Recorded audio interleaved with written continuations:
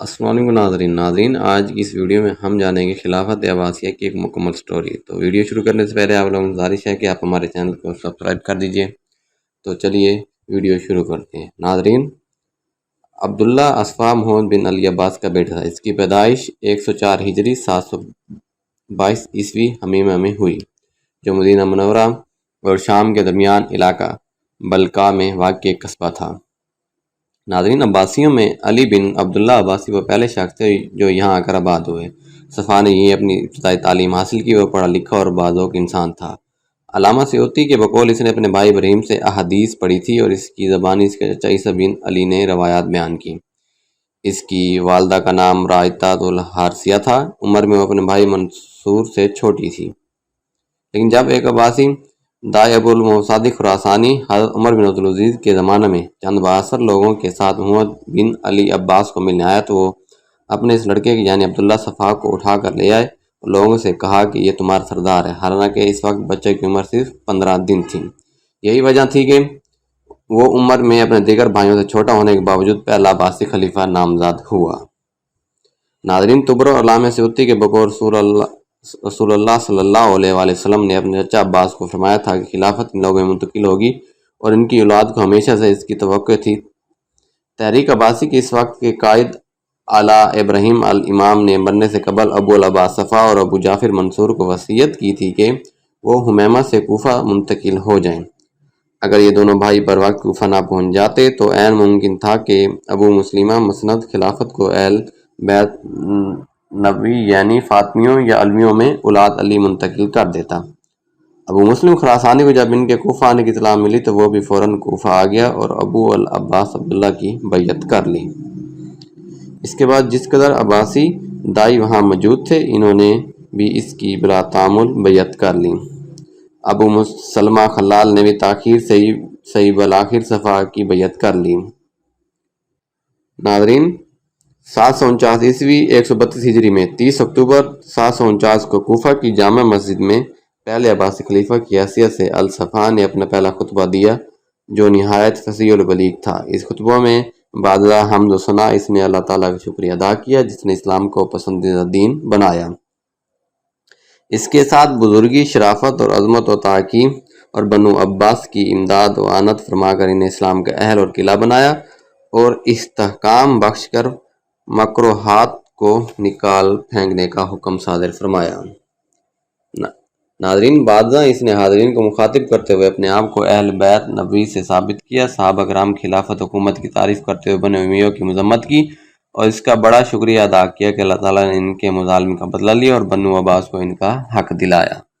ناظرین، خلافت عباسیہ کے شروع میں ان کی خلافت کو بڑی مشکلات پیش آئیں۔ خلافت بنو عباس کو اپنے قیام کے ابتدائی دور میں مختلف مشکلات وسائل کا سامنا کرنا پڑا۔ پہلے عباسی خلیفہ ابو العباس عبداللہ صفا نے ان مشکلات کا دانائی، تدبر اور حوصلہ سے مقابلہ کر کے اس نوزائیدہ مملکت کو مستحکم بنیادیں فراہم کر دیں۔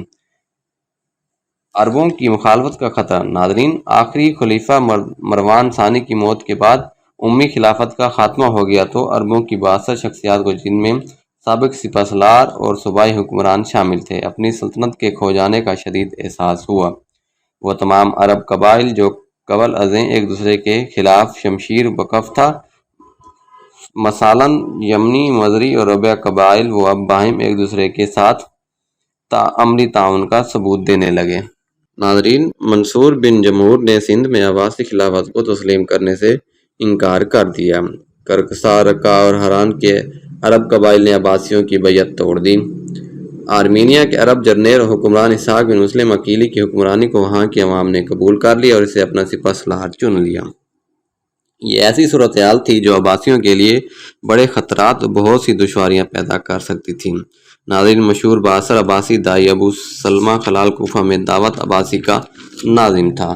ابو العباس الصفا کی کوفہ میں آمد سے پہلے وہ وہاں اپنا مکمل کنٹرول قائم کر چکا تھا۔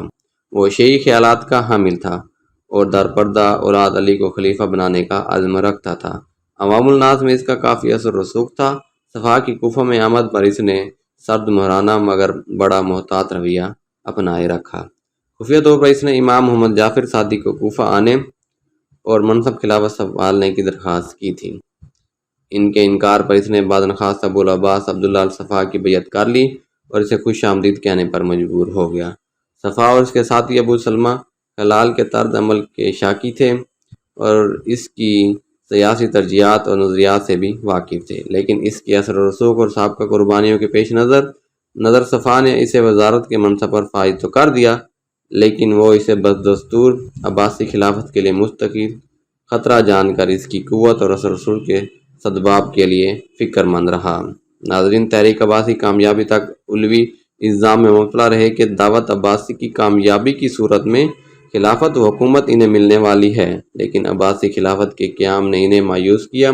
چنانچہ ان کے ہمنوا اور سرکردہ اشخاص میں عباسیوں کے خلاف ممکنہ رد عمل کا اظہار ایک یقینی امر تھا۔ ابو العباس عبداللہ الصفا اس صورتحال سے پوری طرح آگاہ تھا۔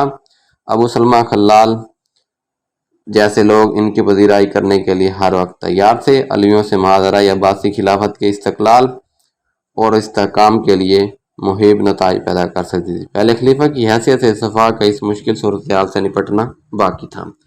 ناظرین، بنو امیہ کے شعوبی تحریک یعنی ایرانی قوم پرستی کے جذبہ نے خوب کام کیا، چنانچہ عباسیوں کی کامیابی میں ایرانیوں کے ان قوم پرستانہ جذبات کو بڑی اہمیت حاصل رہی۔ شعوبی تحریک ملک سے عربوں اور ان کے تہذیبی اثرات کو مٹا دینے کے عزائم رکھتی تھی۔ ایرانی اگرچہ اسلام قبول کر چکے تھے، لیکن پڑھے لکھے مجوسیوں کے زیر اثر وہ اپنے سابقہ آتش پرستانہ ماضی سے یکسر اور مکمل چھٹکارا نہ پا سکے۔ فردوسی جسے ایرانیوں کا قومی شاعر سمجھا تھا، اس کا عربی تسلط اور تہذیب کے خلاف اشتعال اور نفرت کا یہ عالم تھا کہ اس نے شاہ نامہ لکھ کر یہ دعویٰ کرنے میں کوئی عار محسوس نہ کی کہ عجم زندہ کردم بدین یار تھی، یعنی فارسی زبان میں شاہ نامہ لکھ کر میں نے عجم یعنی ایران کو زندہ کر دیا ہے۔ ناظرین، تحریک عباسی کی کامیابی کے بعد ابو مسلم خراسانی جیسے قوم پرست ایرانیوں کے ہاتھوں لاکھوں عربوں کا قتل عام اسی جذبہ کے تحت کیا گیا۔ محراب و منبر اور ایوان اقتدار سے کھلم کھلا اس قسم کا فساد انگیز پروپیگنڈا کیا جاتا رہا، لیکن خلافت عباسی کے قیام کے بعد عباسیوں کو یہ محسوس ہونے لگا کہ اگر ایرانی جذبہ قوم پرستی کو اس طرح بے لگام رکھا گیا تو خود عباسی سلطنت بھی اس کی تخریب کاری کا نشانہ بن سکتی ہے۔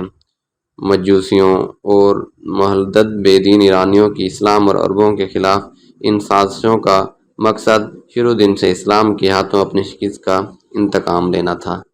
ناظرین، تحریک عباسی کے دوران اس منفی طرز عمل سے عباسیوں نے خوب کام لیا، لیکن یہ صورتحال عملہ اب گوارا نہ تھی، کیونکہ ان عناصر کی ہمدردیاں اس طرح علویوں اور فاطمیوں سے تھیں وہ نوزائیدہ عباسی خلافت کے خلاف کسی طرح اور کسی وقت بھی استعمال کی جا سکتی تھی۔ ناظرین، امی خلافت کے خاتمہ کے بعد زندگی کے سبھی شعبوں میں جو شکست و رخت ہوئی، نظم و نسق کا شعبہ اس سے مستثنیٰ نہ تھا۔ چنانچہ نئے انتظامی ڈھانچے کی تشکیل اور اثر نو استواری نئی حکومت کے لیے بہت بڑا چیلنج تھی۔ عباسی خلافت ابھی تک اپنے ابتدائی دور سے گزر رہی تھی۔ حجاز، مصر، آرمینیا، افریقہ، جزیرہ یمامہ اور یمن جیسے صوبوں میں ابھی تک عباسی گورنر نظم و نسق سنبھال نہ سکے تھے۔ اس کے علاوہ امی دور کے اعمال اور گورنروں کی تنزلی اور نئے اعمال کی تقرری جیسے مسائل کا طے کرنا اور ان صبر آزما مراحل سے کامیابی کے ساتھ گزرنا نئی حکومت کے لیے لازمی اور فوری ضرورت تھی۔ انقلاب کے دوران اور بعد میں رونما ہونے والے خونی واقعات نے ملک میں مکمل بدامنی اور لاقانونیت کی صورت پیدا کر دی تھی۔ یہ فضا ابھی باقی تھی، بغاوتیں اور شورشیں عام تھیں، لہذا عباسی خلافت کی بقا اس امر کی متقاضی تھی کہ جس قدر ممکن ہو ملک سے بغاوتوں اور شورشوں کا گلا کما کیا جائے، خون خرابہ کو روکا جائے اور عمائدین حکومت کو اپنی منمانی کرنے سے روک کر ملک میں نظم و ضبط اور امن و امان بحال کیا جائے۔ ناظرین، تخت نشین ہونے کے بعد ابو العباس نے بنو امیہ کے خاندان کے افراد اور حامیوں کو چن چن کر قتل کیا۔ امی عہد حکومت کے دوران 100 برسوں میں ہونے والے زیادتیوں کا بدلہ 5 برس ہی میں چکانے کی کوشش کی۔ صفا کے چچا عبداللہ بن علی نے 90 امیوں کو گرفتار کر کے پناہ دے رکھی تھی۔ ایک دن یہ تمام افراد کھانے پر اس کے ساتھ شریک تھے۔ ماسبل بن عبداللہ نے انہیں دیکھ کر امی مظالم کا ذکر چند اشعار میں کیا۔ اس پر عبداللہ بن علی نے طیش میں آ کر اسی وقت سب کو قتل کر دیا۔ مقتولین کے تڑپتے ہوئے لاشوں اور سروں پر چمڑے کے پارچے ڈلوا دیے گئے۔ وہ اور ان کے ساتھی بیٹھے پورے آرام سے ان کی آہیں سنتے رہے، لیکن شغل و خوردنوش کو بدستور جاری رکھا۔ یہ سلسلہ زندوں تک ہی نہ محدود رہا بلکہ مردوں کو بھی نہ چھوڑا گیا۔ تمام خلفائے بنی امیہ کی قبریں سوائے حضرت عمر بن عبدالعزیز کے اکھڑوائی گئیں۔ ان کی لاشوں کی بےرحمتی کی گئی، ہڈیوں تک کا جلا کر راکھ کر دی گئیں۔ شام کی لاش رصافہ میں قبر کے اندر صحیح و سالم پائی گئی، اسے بھی نکال کر کوڑے لگائے گئے۔ ناظرین، عباسی تحریک کے دو بڑے زبردست مراکز خراسان اور عراق تھے۔ یہیں حامیان بنو عباس کی اکثریت تھی۔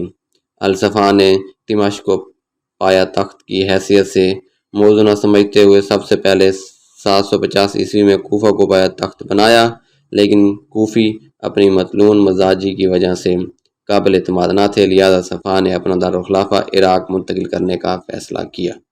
ایک چھوٹے سے قصبے انبار کے نزدیک 30 جولائی 751 کو ایک نیا شہر بنایا اور اس کا نام ہاشمیہ رکھا۔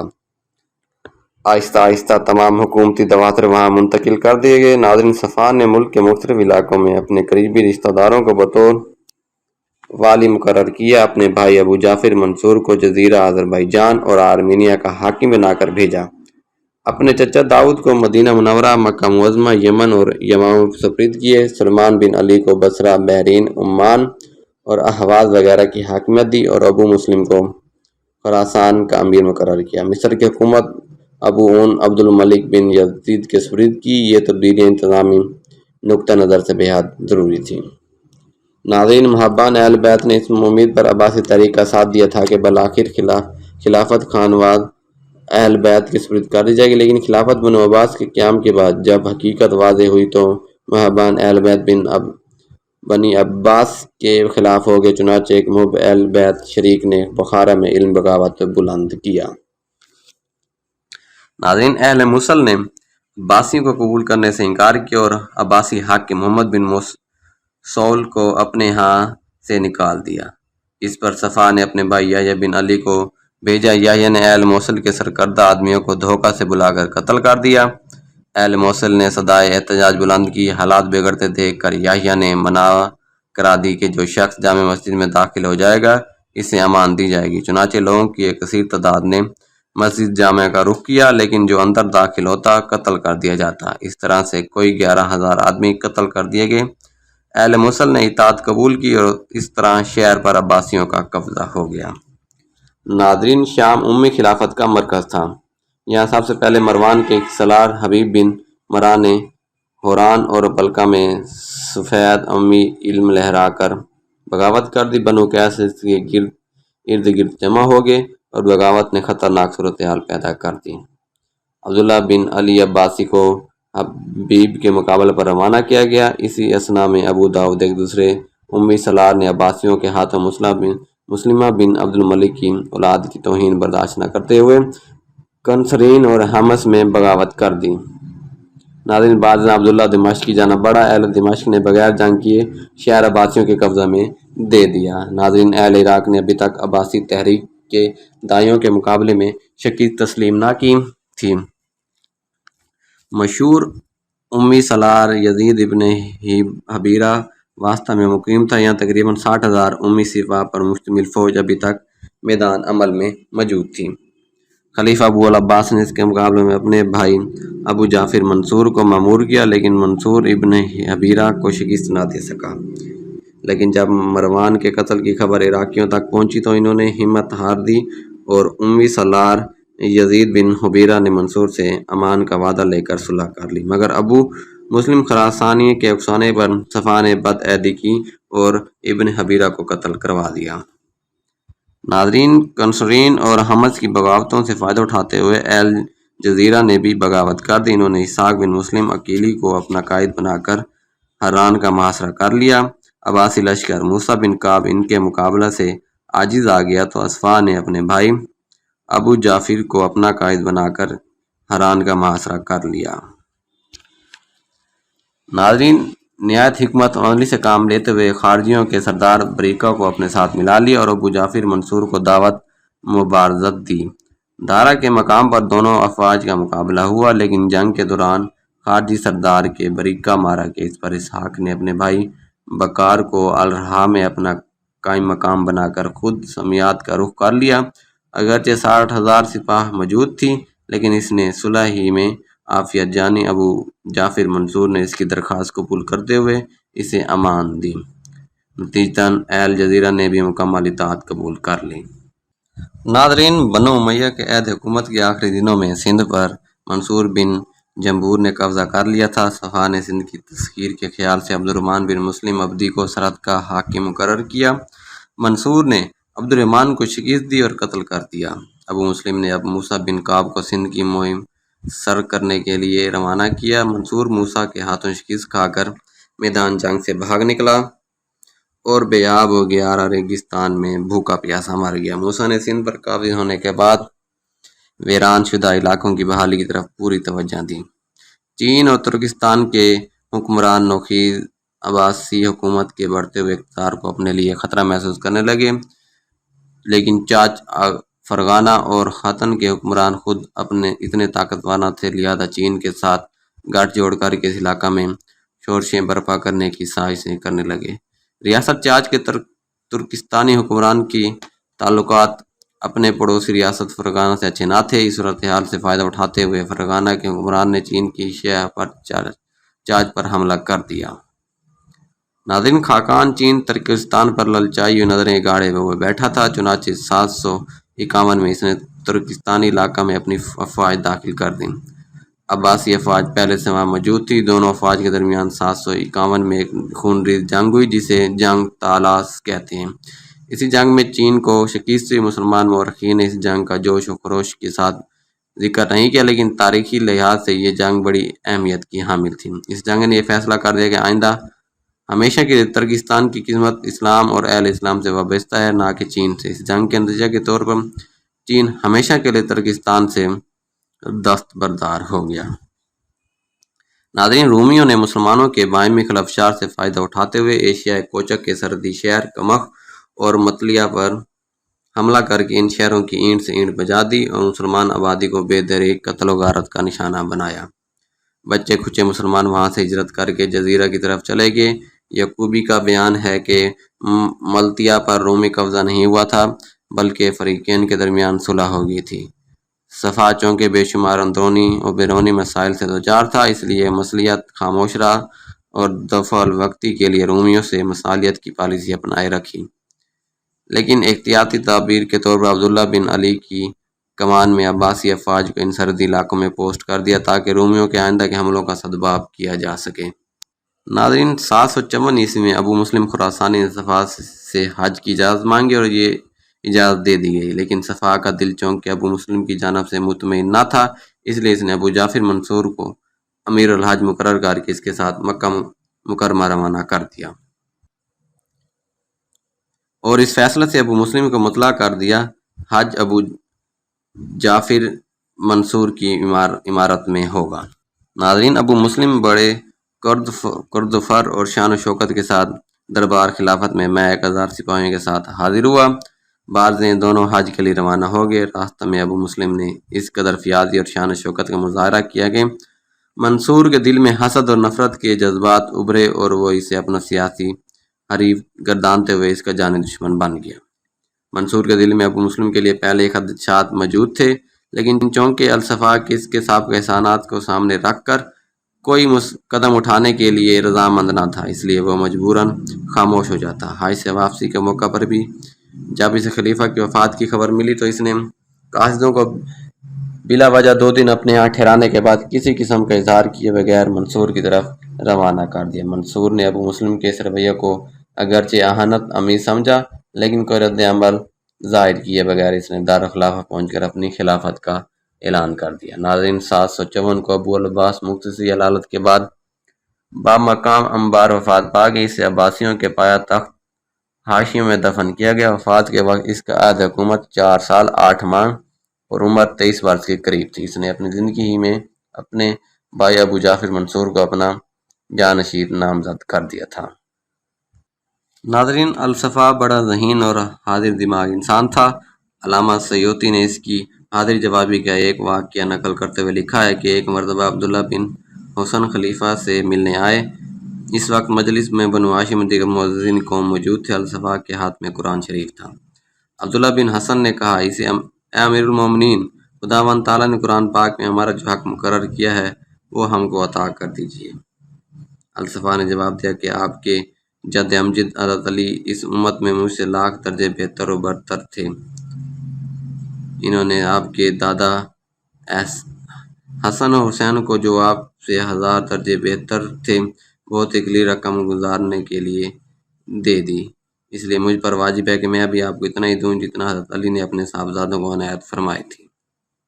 ناظرین، ایک عظیم الشان سلطنت کا بانی ہونے کے باوجود اس کی ذاتی زندگی نہایت سادہ، شریفانہ اور غرور سے پاک تھی۔ اس کی سادگی کا اندازہ اس امر سے لگایا جا سکتا ہے کہ اس نے وفات کے وقت صرف 9 جبے، 4 قمیضیں، 5 پاجامے، 4 عمامے اور 3 ریشمی دھارے دار چادریں غرصہ میں چھوڑیں۔ اس کی صرف ایک بیوی تھی اور وہ نماز اور روزے کا پابند تھا۔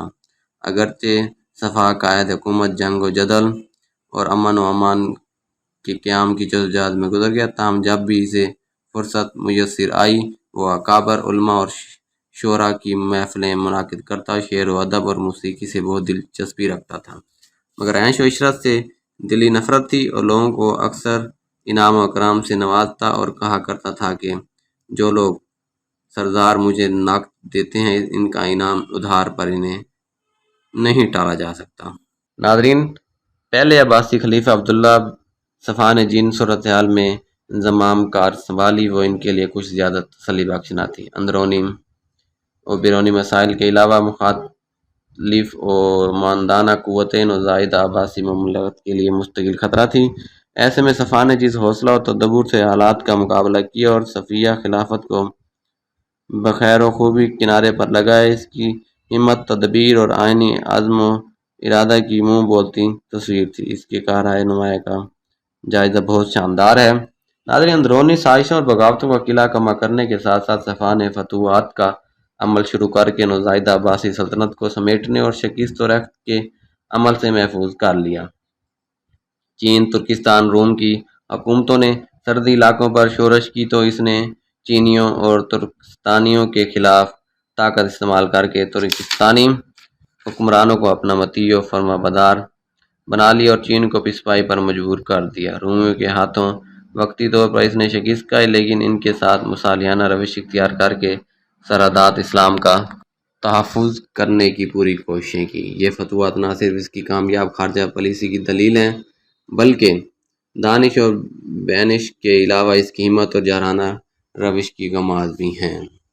ناظرین، بنو امیہ کے خاتمہ کے بعد ملک میں کوئی باقاعدہ نظم و نسق موجود نہ تھا۔ اس خلا کو صفا نے پورا کر کے مملکت کو زندگی اور تابندگی بخش دی۔ اس نے مملکت کے دو روبرو نزدیک کے علاقوں کی حد بندی کرائی اور وہاں اپنے قریبی رشتہ داروں کو گورنر مقرر کیا۔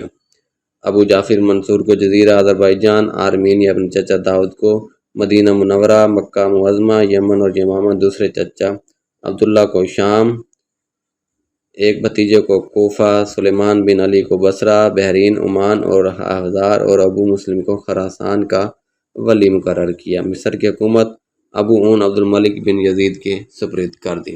ناظرین، بادی نظر میں یہ اعتراض تھا کہ اس نے تمام مناصب پر اپنے رشتہ داروں کو مقرر کر کے خویش پروری کا ثبوت دیا، لیکن چونکہ عباسی خلافت اپنے ابتدائی دور میں تھی اور مخالفین کا نرغہ اور حصار بڑا مضبوط تھا، اس لیے مختلف مقامات پر ایسے افراد کی تقرری کی ضرورت تھی جن کی وفاداری نئی مملکت کے ساتھ شک و شبہ سے بالا ہوں۔ لہذا اس کی یہ حکمت عملی ایک سیاسی ضرورت تھی اور ان حالات میں اپنے وفادار قریبی لوگوں کے علاوہ کسی دوسرے پر بھروسہ کرنا خالی از خطرہ تھا۔ خاندان کے اس باہمی اتحاد اور اہم آہنگی کی بدولت عباسی تمام مد مقابل قوتوں کو شکست دینے میں کامیاب رہے۔ ناظرین، عبداللہ صفا نے حکومت کی تشکیل 9 کے بعد نظام حکومت میں وزارت کا منصب قائم کیا۔ یہ عہدہ ایرانیوں کی سابقہ مجوسی حکومتوں کے عہد میں بڑی اہمیت کا حامل تھا۔ عباسی دور میں سب سے پہلا شخص جسے ہم اس منصب پر فائز کیا گیا وہ ابو سلمہ خلال تھا۔ یہ شخص کوفہ کا رہنے والا تھا، اپنے علم و فضل اور فیاضی کی بنا پر لوگوں میں بڑا مقبول تھا۔ یہ بھی عباسی دائی تھا، لیکن اس کی دلی ہمدردیاں اہل بیت نبی صلی اللہ علیہ وسلم کے ساتھ تھیں۔ جب صفا کوفہ کے دارالامارت میں آیا تو ابو سلمہ خلال نے محبت اہل بیت کی وجہ صفا کی بیعت کرنے میں تاخیر کی تھی۔ ناظرین، ابو سلمہ خلال کے بعد خالد برمکی کو قلمدان وزارت سونپا گیا۔ اس کا دادا برمک بلخ کے آتش کدہ نوبہار کا متولی تھا۔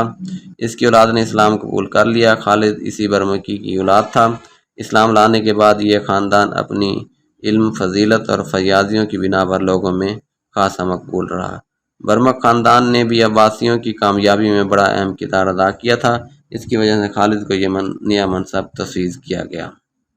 ناظرین، امی دارالحکومت دمشق اپنی ساری خوبیوں اور موزونیت کے باعث عباسیوں کے لیے مناسب اور قابل قبول نہ تھا، لہذا پہلے عباسی خلیفہ نے دارالخلافہ شام کی بجائے عراق منتقل کرنا چاہا۔ کوفہ کو نئے دارالخلافہ کی حیثیت سے 750 میں چنا گیا تھا، لیکن کوفیوں کی متولون مزاجی اور شورش پسندی کے باعث پیش نظر اس کی بجائے عراق کے ایک اور قصبہ انبار کے قریب ایک نئے شہر ہاشمیہ کی تعمیر کا آغاز کر کے الصفا نے اسے اپنا دارالخلافہ قرار دے دیا۔ ناظرین، ابو جعفر منصور کی ولادت 713 میں اپنے دادا علی بن عبداللہ عباسی کی موجودگی میں حمیم کے قصبہ میں۔ ابو جعفر اس کی کنیت اور منصور لقب تھا۔ اس کی ماں بربری النصر کی ایک لونڈی تھی جس کا نام سلامہ تھا۔ وہ عابد و زاہد خاتون تھی۔ ابو جعفر کا خاندان بڑا متمور اور علم و فضل میں یکتا تھا، لہذا بچپن میں اسے جو شاندار ماحول میسر آیا، اس نے اس کی صلاحیتوں کو نکھارنے میں بڑا حصہ ادا کیا۔ عہد طفولیت میں ہی اسے کھیل کود کی بجائے پڑھنے لکھنے کا بڑا شوق تھا۔ اس کے والد نے اس کی تعلیم کا خصوصی بندوبست کیا، چنانچہ علم الحدیث، علم اسباب اور فقہ و ادب میں اس نے بڑی مہارت حاصل کی۔ ناظرین، تحریک عباسی کے ابتدائی مراحل سے لے کر آخری لمحات تک ابو مسلم خراسانی نے اس تحریک کی کامیابی کے لیے کوئی دقیقہ فرض و گزاشت نہ کیا۔ یہ شخص خراسانی میں بے حد مقبول تھا اور ہزاروں آدمی اس کے ایک ہی اشارہ پر جان دینے کے لیے ہمہ وقت تیار تھے۔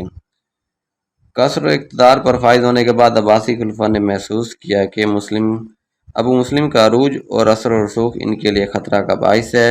منصور شروع ہی سے اس کی طاق میں تھا کہ کسی ہیلے بہانے سے اس سنگ گراں کو راستہ سے ہٹایا جائے، لیکن صفا آڑے آتا رہا۔ عبداللہ بن علی کی شکست کے بعد ابو مسلم کو بہسال ہاتھ لگا کر منصور نے جب سارے مال غنیمت کا مطالبہ کیا تو ابو مسلم نے برہم ہو کر کہا کہ خون ریزی کے لیے تو مجھ پر اعتبار کیا جاتا ہے، لیکن مال کے بارے میں یہ اعتماد اٹھ جاتا ہے۔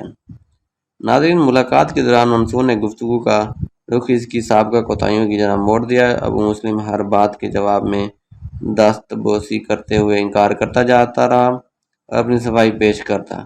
منصور نے محل کے ایک کمرہ میں خفیہ طور پر چند مسلح افراد چھپا رکھے تھے۔ جو ہی منصور نے تالی بجائی وہ نمودار ہوئے اور ابو مسلم کا سر تن سے جدا کر دیا۔ اس دوران دلی احرسانی عیسیٰ بن موسیٰ اچانک کمرے میں داخل ہوا اور ابو مسلم کے بارے میں پوچھا تو جواب ملا وہ فرش پر لیٹا ہوا ہے۔ عیسیٰ نے کہا کہ اس کی خدمات کا یہ صلہ؟ منصور نے جواب دیا، خدا کی قسم، روئے زمین پر اس سے زیادہ کوئی تمہارا دشمن نہ تھا۔ ناظرین، 758 عیسوی میں یہ عراق اور خراسان کے توم پرست لوگوں کا ایک گروہ تھا جو علاقہ رواندیہ میں مقیم تھا۔ یہ لوگ ابو مسلم کے پیروکار تھا اور عجیب و غریب نظریات و عقائد کے حامل تھے۔ مسئلہ سزا اور روار پر ان کا ایمان تھا۔ ان کا اعتقاد یہ تھا کہ حضرت آدم کی روح نے عثمان بن کی ذات میں خداوندی نے منصور میں اور جبریل نے منصور کے عقائد دستہ کے سالار حشیم بن معاویہ میں حلول کر رکھا ہے۔ ناظرین، منصور خراسان میں باغیان اور رجحانات کے قلعہ کما کرنے کے لیے منصوبہ بندی کر رہا تھا کہ اسے اطلاع ملی کہ مرو کے قریبی باغی سر اٹھا رہے ہیں۔ منصور نے فوراً اپنے ایک آزمودہ کار جنرل عبدالجبار بن عبدالرحمن کو ان کی سرخوبی پر مامور کیا۔ عبدالرحمن نے یہ کام تو بخوبی سر انجام دیا، لیکن اس نے لوگوں پر ظلم و ستم کی انتہا کر دی، جس کی وجہ سے لوگوں میں اس کے خلاف نفرت و انتقام کی آگ بھڑک اٹھی۔ انہوں نے خلیفہ کے پاس اس کے خلاف نہ صرف مسلسل شکایات کی اور اس پر غربن اور خیانت کے الزام بھی لگائے۔ حقیقت یہ تھی کہ عبد الرحمن دل میں منصور کے خلاف معندبانہ روایات رکھتا تھا اور حرص اقتدار میں مبتلا تھا۔ منصور نے عوامی دباؤ کے تحت اسے دربار خلافت طلب کیا، جس کی اس نے تعمیل نہ کی۔ منصور کے اس کے خلاف عوامی جذبات اور غیر و غضب کا اندازہ تھا، اس لیے وہ مناسب وقت کے انتظار میں وقتی طور پر خاموش رہا۔ ناظرین، تحریک عباسی کے دوران عباسیوں، فاطمیوں اور علویوں نے مل جل کر کام کیا تھا۔ فاطمیوں کو یقین تھا کہ کامیابی کے بعد خلافت ان کے سپرد کر دی جائے گی، لیکن ایسا ممکن نہ ہو سکا، اور عباسیوں نے کامیابی کے بعد اپنی خلافت کا اعلان کر کے الصفا کو پہلا خلیفہ نامزد کر دیا۔ اس پر فاطمیوں کو بڑی مایوسی ہوئی۔ آل علی یعنی فاطمی سادات میں سے اسی وقت دو شخصیات بڑی اہم تھیں۔ اولاد حضرت امام جعفر صادق اور حضرت امام حسین کی اولاد میں سے چھٹے امام تھے، اور اپنے ذات و تقا اور روحانی کمالات کی بدولت عوام میں بڑے مقبول تھے۔ وہ بڑے درویش سفت انسان تھے۔ انہوں نے خلافت کی کبھی تمنا نہ کی تھی اور اپنے پیروکاروں کو بھی اس سے منع کرتے رہتے تھے۔ لیکن دوسری شخصیت امام محمد نفیس زکیہ کی تھی، جو حضرت امام حسن کی چوتھی پشت میں سے تھے۔ وہ بھی اپنی پاک بازی اور پرہیزگاری کی بدولت عوام میں بڑی قدر و منزلت اور مقبولیت کی نظر سے دیکھے جاتے تھے۔ ناظرین، بنو امیہ کی خلافت کے آخری ایام میں جب عباسی دعوت کی کامیابی کے امکانات روشن نظر آنے لگے تو مدینہ منورہ میں بنو ہاشم کے سرکردہ لوگوں کا اجتماع ہوا تھا، جس میں الصفا اور ابو جعفر منصور دونوں شامل تھے۔ ناظرین، ابو جعفر منصور ان کے بارے میں بڑا فکر مند تھا۔ حج کی نیت کر کے مکہ مکرمہ پہنچا تاکہ اس دوران وہ خود ان کی تلاش کر سکے۔ اس پر نفس زکیہ اور ابراہیم بصرہ میں جا کر روپوش ہو گئے۔ منصور ان کے تعاقب میں بصرہ جا پہنچا، لیکن دونوں بھائی وہاں سے نکل کر ادن چلے گئے۔ منصور مایوس ہو کر بغداد واپس لوٹ گیا۔ اس دوران وہ ادن چھوڑ کر سندھ میں روپوش ہو گئے۔ کچھ عرصہ بعد وہاں سے ہٹ کر کوفہ چلے گئے۔ ناظرین، دوسری بار 757 عیسوی میں منصور دوبارہ حج کے لیے مکہ معظمہ آیا تو نفس زکیہ اور ابراہیم بھی وہاں موجود تھے۔ ان کے والد مکرم اور دیگر 13 ہاشمی جنہیں قید کر کے بغداد لے جایا جا رہا تھا، وہ اس وقت بھی درمیان موجود تھے، لیکن منصور پھر بھی ان کا سراغ نہ لگا سکا، یہاں تک کہ دوران سفر دونوں بھائی بھیس بدل کر اپنے والد اور ان کے ساتھیوں کے ساتھ ساتھ آگے پیچھے چلتے رہے۔ ناظرین، انہوں نے اپنے والد مکرم سے خروج کی اجازت چاہی، لیکن انہوں نے کسی موزوں وقت تک خروج ملتوی رکھنے کی تاکید کی۔ اس پر نفس زکیہ مدینہ منورہ لوٹ گئے اور ابراہیم کو عراق میں اپنی دعوت کی اشاعت کے لیے بھیج دیا۔ دونوں بھائیوں کی مستعدی اور باخبری کا یہ عالم تھا کہ ایک بار وہ بھی بھیس بدل کر منصور کے دسترخوان پر اس کے ساتھ کھانا کھانے میں شریک ہوئے، اور دوسری بار جب منصور بغداد کی تعمیر کے دوران اس کا معائنہ کرنے آیا تو دونوں بھائیوں کے ہاں موجود ہونے کے باوجود منصور اور ان کے جاسوسوں کو اس کا علم تک نہ ہو سکا۔ ناظرین، منصور عباسی نے جب عباسیوں کے قتل کی ٹھانی تو بالآخر نفس الزکیہ نے 762 عیسوی میں اپنے 250 جانثاروں کے ساتھ مدینہ میں ظاہر ہو گئے۔ لوگوں نے ان کا شاندار استقبال کیا۔ آپ نے ان کے ساتھ مشاورت کر کے باقاعدہ اپنی خلافت کا اعلان کیا۔ اس مقدس شہر کی کثیر تعداد نے ان کی بیعت کر لی، لیکن جب خود ان کے خاندان کے بعد نامور افراد نے ان کی بیعت نہ کی اور خاموش رہے تو لوگوں کو اس پر بڑی مایوسی ہوئی۔ عراق میں ان کے بھائی ابراہیم المعروف با نفس رضیہ نے عراق میں اپنی سرگرمیوں کا آغاز کر دیا۔ امام محمد نفس زکیہ نے دارالعمان پر قبضہ کر کے گورنر مدینہ رباح کو گرفتار کر لیا اور اپنے حامی قیدیوں کو جیل توڑ کر رہا کرا لیا۔ مدینہ شریف کے بعد جلد ہی بقیہ حجاز اور یمن کے لوگوں نے آپ کو خلیفہ تسلیم کر لیا۔ ناظرین، امام محمد نفس زکیہ نے مدینہ میں 762 کو خروج کا آغاز کر دیا، لیکن بدقسمتی سے ابراہیم عین وقت پر بیمار پڑ گئے، جس کی وجہ سے عراق میں طے شدہ پروگرام کے مطابق خروج کا آغاز نہ ہو سکا۔ مدینہ منورہ کا انتظام سنبھالنے کے بعد انہوں نے اپنے ایک قریبی رشتہ دار محمد بن حسن کو مکہ کی نظامت عطا کی۔ اہل مکہ نے بھی ان کی خلافت تسلیم کر لی۔ یمن میں قاسم بن اسحاق کو گورنر مقرر کیا گیا۔ حجاز کے علاوہ یمن اور شام میں بھی انہیں اپنے خلیفہ تسلیم کر لیا گیا۔ ناظرین، ابو جعفر منصور کو جب نفس زکیہ کے اعلان کے خلافت کا علم ہوا تو اس نے انہیں ڈرانے اور دھمکانے کے انداز میں لکھا کہ میرے اور تمہارے درمیان اللہ اور رسول صلی اللہ علیہ وسلم کا عہد و میثاق ہے اور ذمہ ہے کہ اگر تم اپنے ارادے سے باز آ جاؤ تو تمہیں تمہارے خاندان تمہارے پیروکاروں کو جان و مال اور اسباب کی امان دیتا ہوں۔ اس کے علاوہ جو کوئی اور حاجت بھی تمہاری ہوگی وہ بھی پوری کی جائے گی۔ جس شہر میں تم چاہو گے تمہیں قیام پذیر کی اجازت دی جائے گی اور تم اور تمہارے لوگوں سے کوئی مواخذہ نہیں کیا جائے گا۔ اس سب کے لیے اگر تم عہدنامہ لکھوانا چاہو تو وہ بھی لکھا جا سکتا ہے۔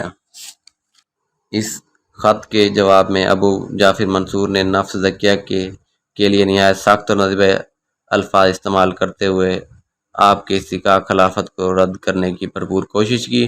چنانچہ عباسی اور ہاشمی خاندان کا موازنہ کرتے ہوئے اس نے بنو عباس کو اعلیٰ و فضل قرار دیا اور دلائل سے یہ بات ثابت کرنے کی کوشش کی کہ رسول اللہ صلی اللہ علیہ وسلم کے حقیقی وارث ہم ہی ہیں، کیونکہ وارث ہونے کے لیے عورتوں کی قرابت داری کوئی بنیادی ہی نہیں، بلکہ یہ حق مردوں کے لیے مخصوص ہے، کیونکہ انہی سے لوگوں کا نسب چلتا ہے۔ ناظرین، لیکن اسے یہ تاکید کر دی کہ گرفتاری کی صورت میں نفس زکیہ کو قتل نہ کیا جائے، اور اگر وہ روپوش ہو جائیں تو اہل مدینہ کی گرفتاریاں کرنا ہے، کیونکہ وہ ان کے احوال سے بخوبی واقف ہوں گے۔ ناظرین، سندھ کے حکمران مرکز خلافت سے دوری کی بنا پر اکثر و بیشتر سرکشی کی راہ اختیار کرتے رہتے تھے۔ صفا کے زمانے میں اقتدار میں جمہور اجلی نے خود مختاری کا اعلان کر دیا تھا۔ اس کی سرکوبی کے لیے موسیٰ بن کعب کو روانہ کیا گیا تھا۔ اس دوران عربوں نے دو قبائل قحطانی و عدنانی آپس میں الجھ پڑے۔ موسیٰ بن کعب کی وفات کے بعد موسیٰ کے بیٹے عینیہ کو سندھ کی تقسیم پر معمول کیا گیا۔ منصور نے جب اسے برخاست کر کے اس کی جگہ عمر بن حفص کو سندھ بھیجا تو عینیہ نے اس تبدیلی کے خلاف بغاوت کر دی۔ عمر بن حفص نے دیبل کا محاصرہ کر لیا، لیکن جب اسے فتح کی امید نہ رہی تو اس نے اپنے آپ کو گورنر کے سپرد کر دیا۔ اسے جب منصور کے پاس لے جایا جا رہا تھا تو قید سے بھاگ نکلا، لیکن قحطانی عربوں نے اسے پکڑ کر قتل کر دیا اور اس کا سر کاٹ کر منصور کے پاس بغداد بھیج دیا۔ ناظرین، منصور نے 760 عیسوی میں عمر بن حفص کو بھی معزول کر دیا، کیونکہ علوی عباسی کشمکش کے دوران اس نے امام ابو نفس الزکیہ کی حمایت کا اعلان کر دیا تھا۔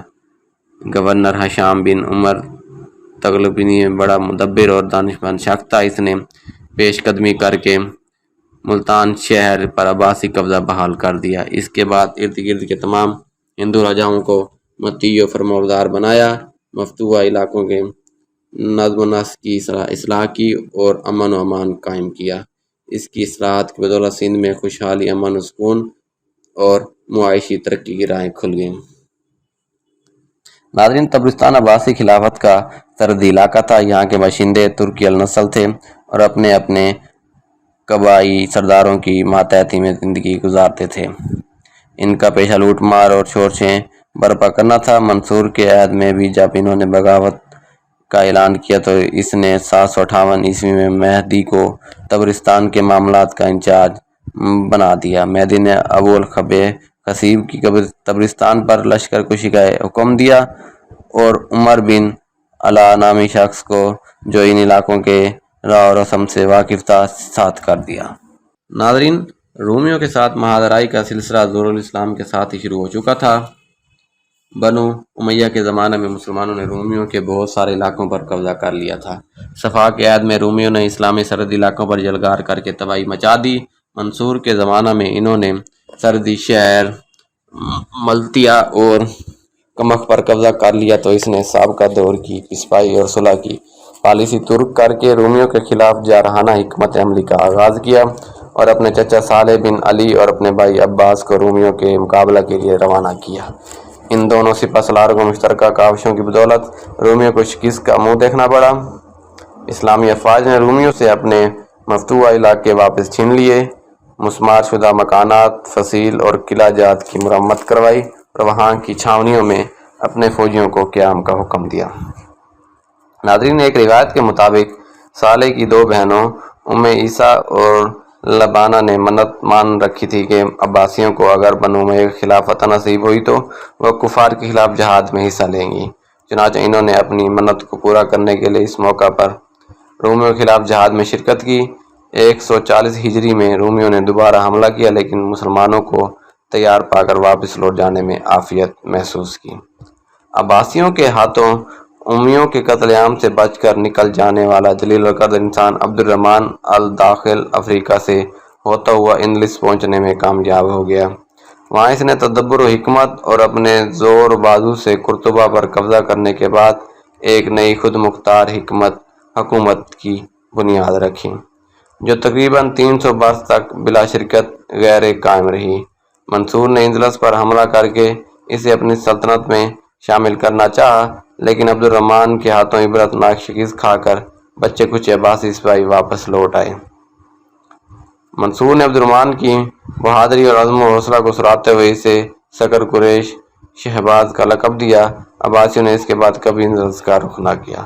ناظرین، عبداللہ صفا نے منصور کے بعد اپنے بھتیجے عیسیٰ بن موسیٰ مہدی کو اپنا ولی عہد مقرر کرنا چاہا۔ اس کے لیے اس نے ایک چال چلی اور اپنے چچا عبداللہ بن علی کو گرفتار کر کے عیسیٰ کے حوالے کیا اور حکم دیا کہ اسے قتل کرو تاکہ قتل کے جرم کی پاداش میں اسے قتل کیا جا سکے، لیکن عیسیٰ نے اسے قید میں تو رکھا لیکن اسے قتل نہ کیا۔ کچھ عرصہ بعد عیسیٰ نے عبداللہ بن علی کو منصور کے سامنے پیش کر کے اس کی جان بخشوا دی، لیکن منصور نے عیسیٰ کو ولی عہدی سے ہٹا کر اپنے بیٹے کو جانشین بنا دیا۔ عیسیٰ نے اس پر فیصلہ پرپس اور پیش کیا تو منصور نے اس کی تذلیل کی اور دھمکیاں دیں۔ تنگ آ کر عیسیٰ نے دست برداری اختیار قبول کر لی۔ اس کے بعد منصور نے اپنے بیٹے کو 147 ہجری میں ولی عہد مقرر کیا۔